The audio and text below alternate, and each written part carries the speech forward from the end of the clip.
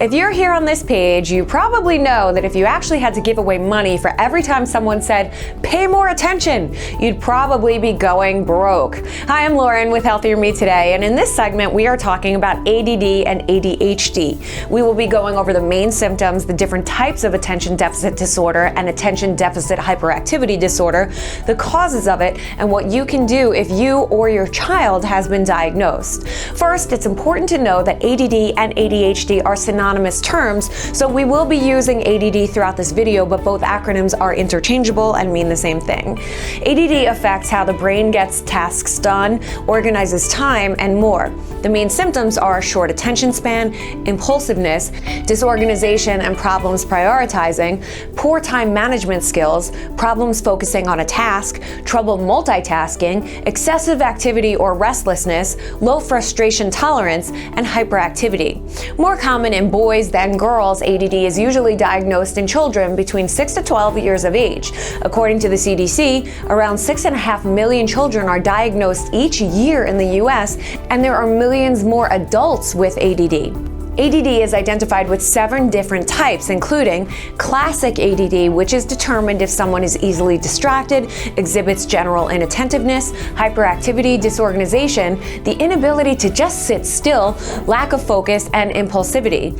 But then it goes into subtypes, which include overfocused, limbic, ring of fire, anxious, inattentive, and temporal lobe. For more information and greater details on these types of ADD, please see the Healthier Me Today ailment page. The exact causes of ADD are not yet fully understood, but there are many factors that are suggested to contribute.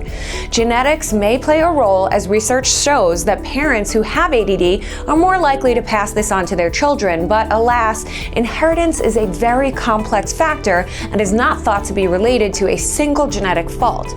Research and brain scans show certain parts of the brain can be smaller or larger in those with ADD, and there may be an imbalance in the level of neurotransmitters in those brains.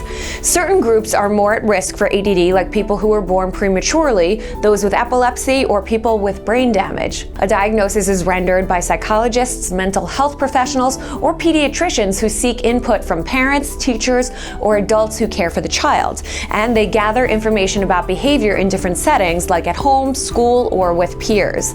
Several conditions must be met by healthcare providers to arrive at an official diagnosis of ADD, regardless of the presentation of symptoms like inattentiveness, hyperactivity, or impulsive behavior.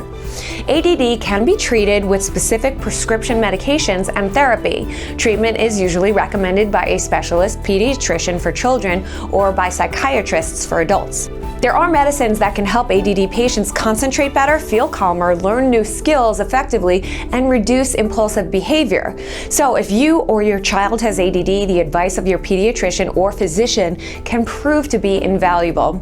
Thank you so much for watching this segment. Please keep tuning in for additional topics to treat anything that may be ailing you. Healthier Me Today is here for you today, tomorrow, and beyond. But please note, Healthier Me Today is intended for informational purposes only. It is not a substitute for professional medical advice, diagnosis, or treatment. Never ignore professional medical advice in seeking your treatment. Always consult with your healthcare professional and stay healthy.